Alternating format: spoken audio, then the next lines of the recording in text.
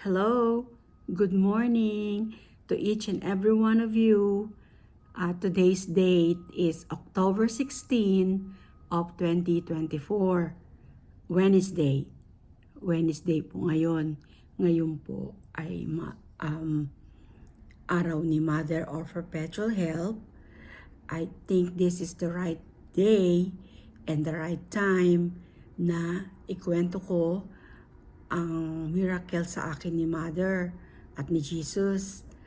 Sinabi ko po nung huli kong video na ikukwento ko kung papaano nagmilagro at ako po ay naging ganitong tao.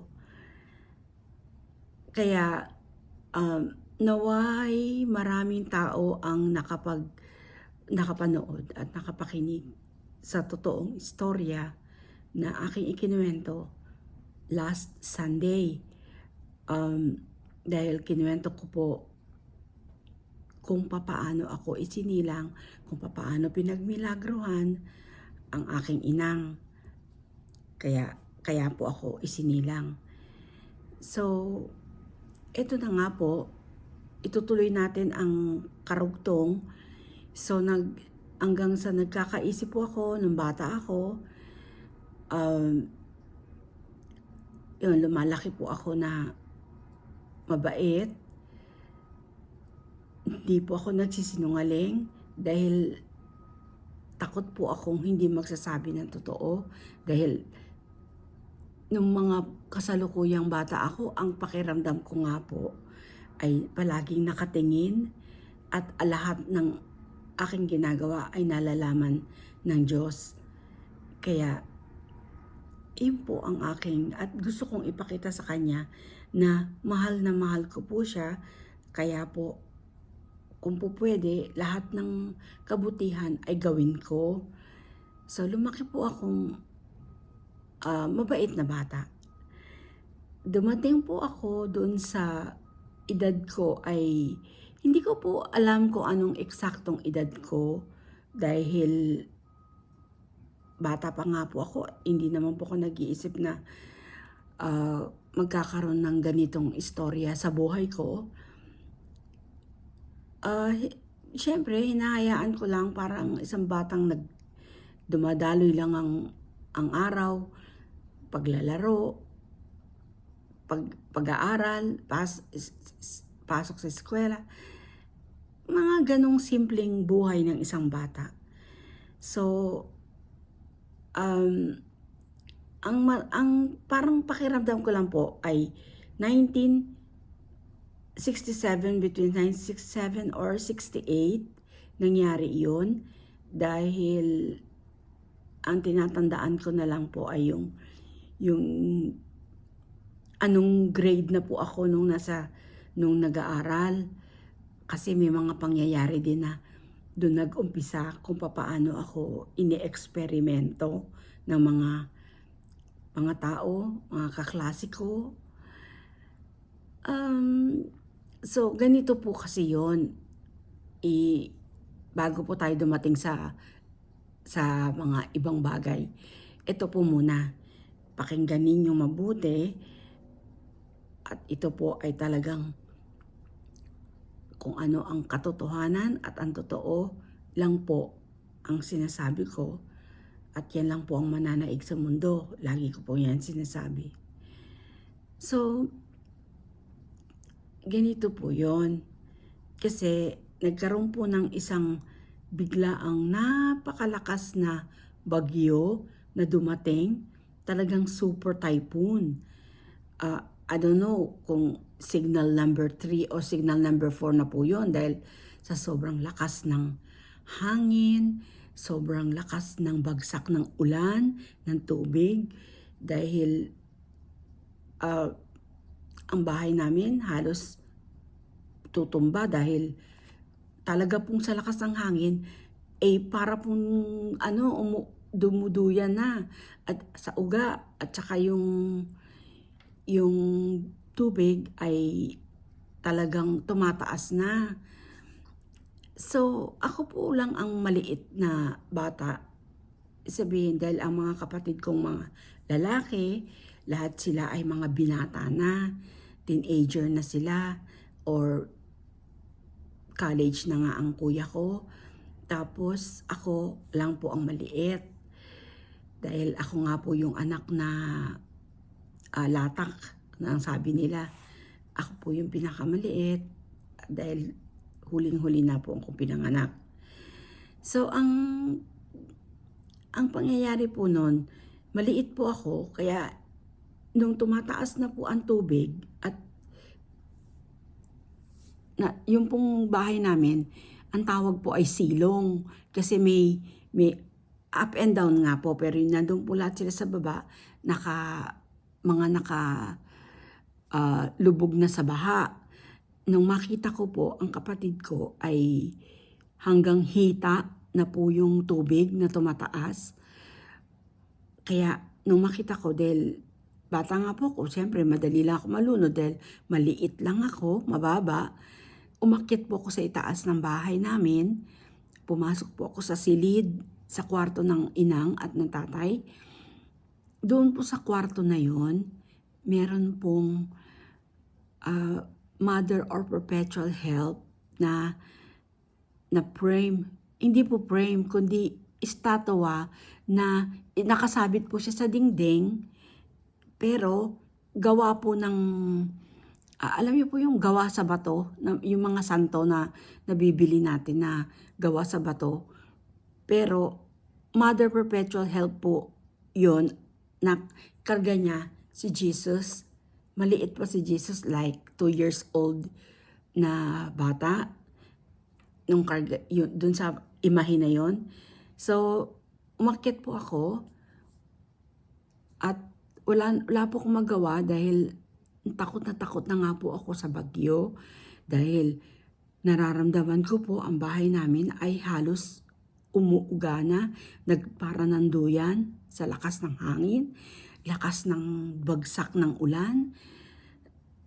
Para pong delubyo, ang sobrang lakas lahat. So ang ginawa ko, lumuhod po ako at nagdasal na lang. Humingi ng awa.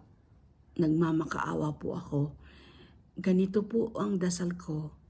Habang ako'y nakaluhod, nakatitig po ako na ganyan sa mahal na Birhen, sa kanyang, yung pong estatwa na pinagdarasalan ko sa kwarto ng inang ko, na siya ring pinagdarasalan ni inang.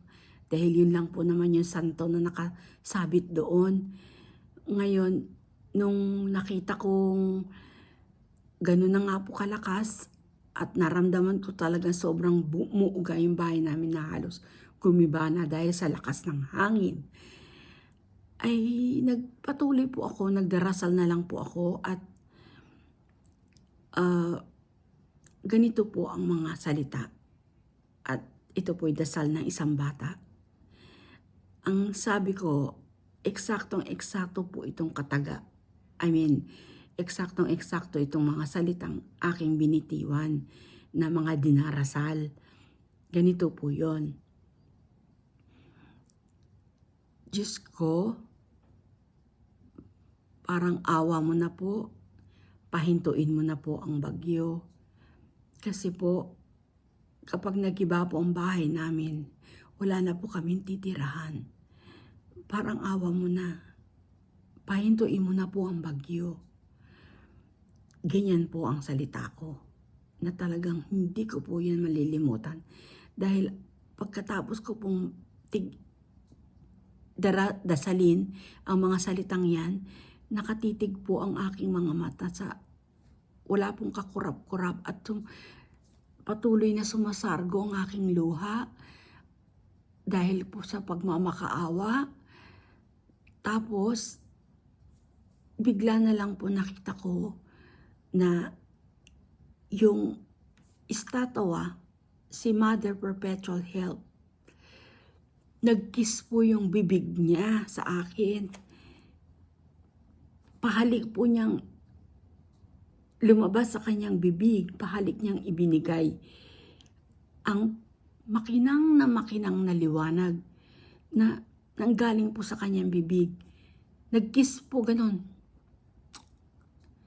Matapos ko pong nakitang nag-kiss, lumabas nga po yung liwanag na yon, na parang ang kinang ng liwanag, yung pong salamin na itinama nyo sa araw, na ganun na nakakasilaw din, pero hindi naman po talagang nakakasilaw para sa akin, dahil paglabas po nyon, yun lang po, nagulat po ako at nagtaka kung bakit merong lumabas na makislap na liwanag sa bibig ni Mother. So, kinabahan po ako. At dahil bata po ako, pero may isip na po ako noon.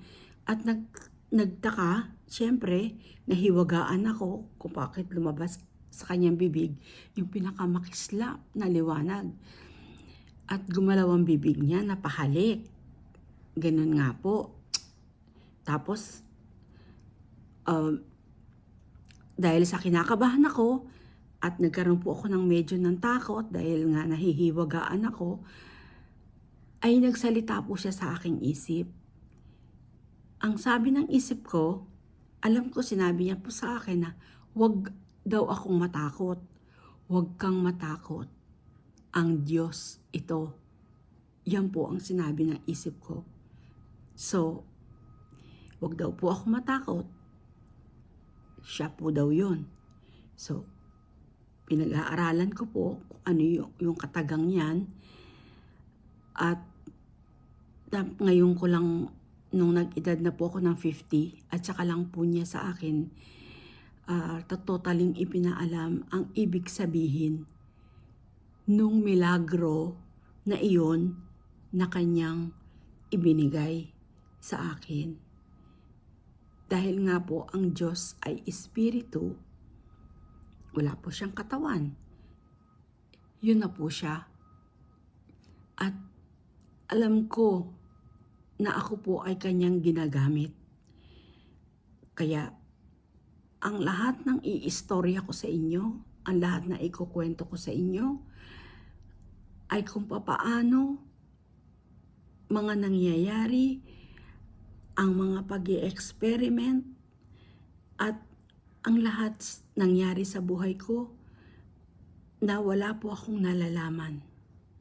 Nabuhay po ako mula pagkabata na hindi ko po alam na nalalaman pala po ito ng mga tao, ng mga taong lehitimong nakakakilala sa akin. Kaya,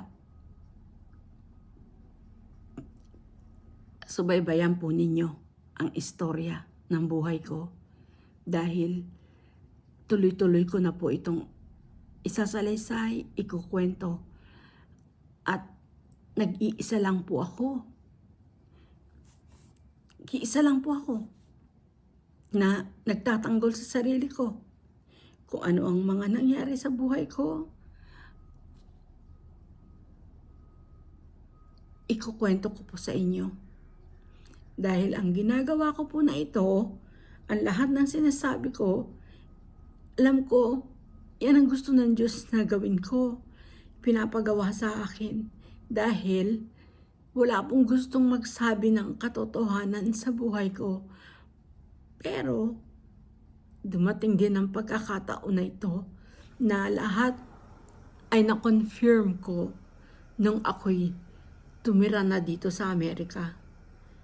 Dahil kung papaano ko nalalaman ay dahil ipinaparamdam sa akin ng mga tao, ng mga Amerikano, ibang nasyon, lahat po ng mga naging co-worker, naging pamilya ng mga tao na inaalagaan ko, sila po nagparamdam sa akin. Meron man ibang mga tao dyan sa atin,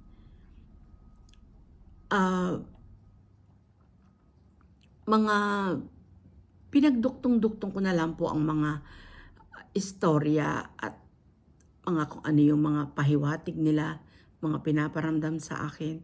Kaya kailangan ko makilala kung ano ang totoo kong pagkatao. Ay pinagduktong-duktong ko lang po yan lahat. Pero ako pa rin ang tumukla sa sarili ko. Ewan ko kung paano ko po hindi ko alam na kung paano ko ito ikukwento, pero sana maunawaan ninyo.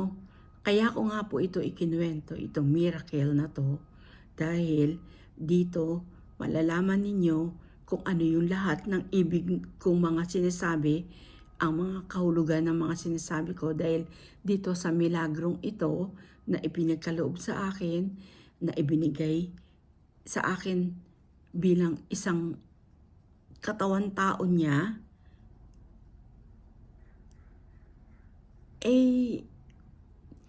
alam ko meron po siyang gustong misyon. Pero darating po tayo dyan kung ano talaga ang kahulugan.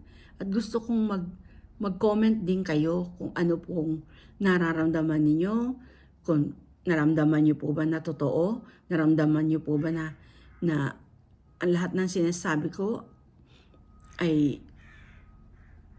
naniniwala ba kayo? Or kung ano man po ang ibig ko sabihin. Pero bandang kalagitnaan maniniwala kayo kasi malalaman ninyo kung ano talaga ang history, kung paano ako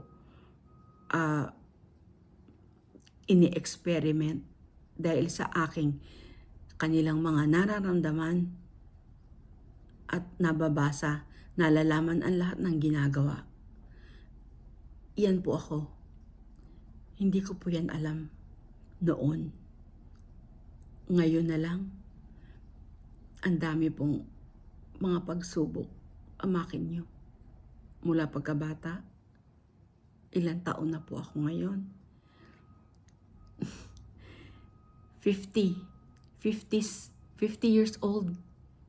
Nung dinasal ko sa Panginoon, sa Diyos, sinabi ko, ano po ba ang ibig sabihin? Dahil dun lang yung panahon na yun na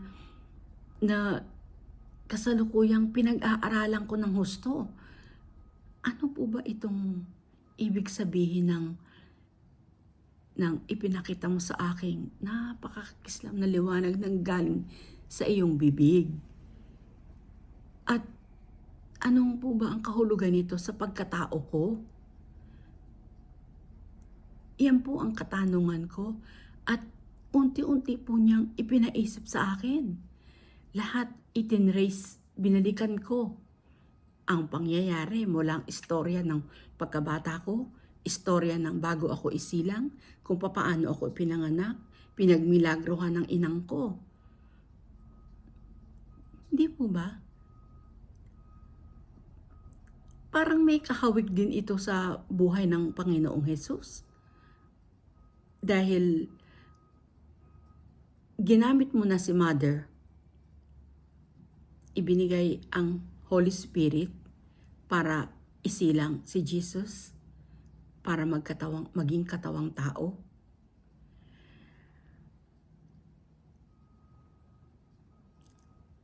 Kayo na pong bahalang mag-isip.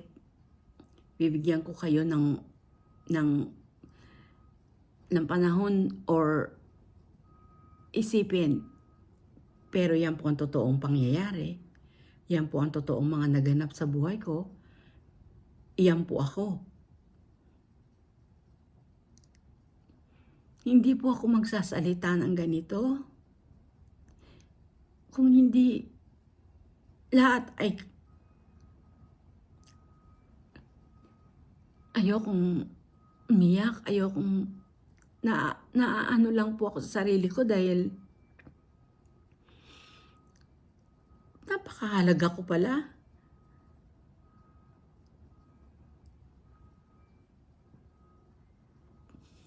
Pero ang pakiusap ko, hanggang ngayon, ayaw po akong dinggin. Kaya wala po akong magawa, kundi umpisahan, isalaysay ko sa inyo ang istorya ng buhay ko dahil hindi ko magpakamtan ang gusto ko. Ang gusto ko ay ituwid sana na ito lang ang paniwalaan. Ang relihiyon, ang totoong relihiyon ay Katoliko. Pero ako po'y tagapagsalita lang ng Panginoon. Ako po'y tagagawa. Ako lang po ay kanyang inuutusan. Kaya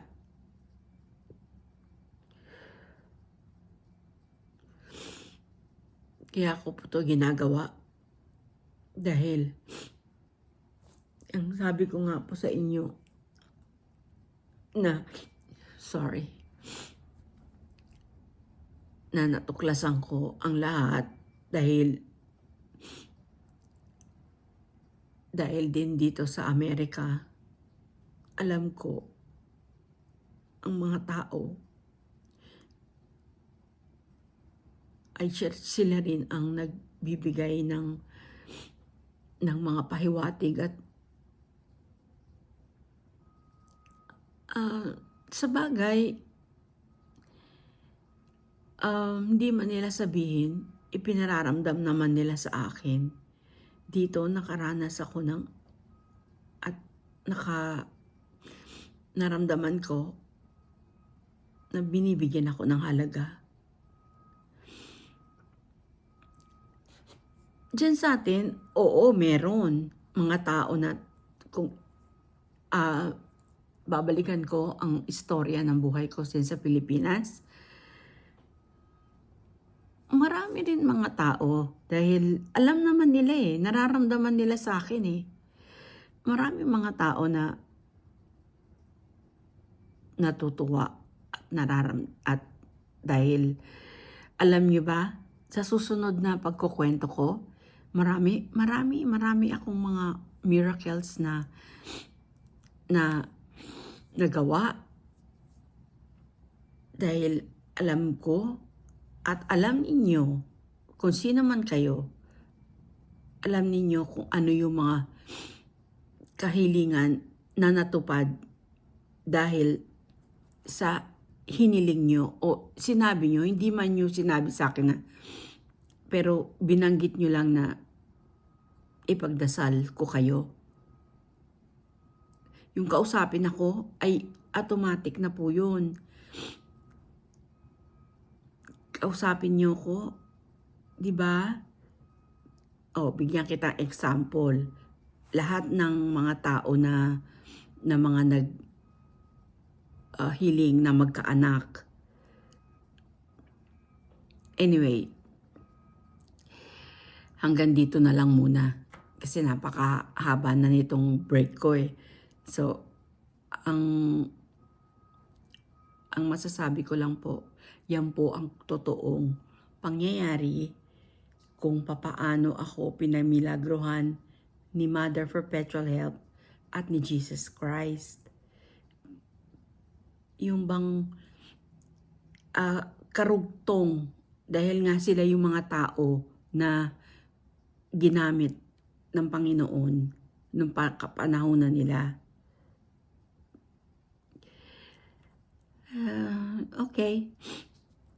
Sa susunod na lang po na ulit ang pagkukwento ko. Sana maintindihan ninyo at maunawaan.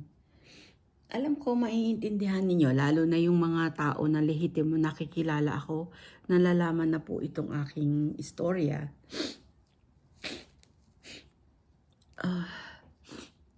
I'm sorry.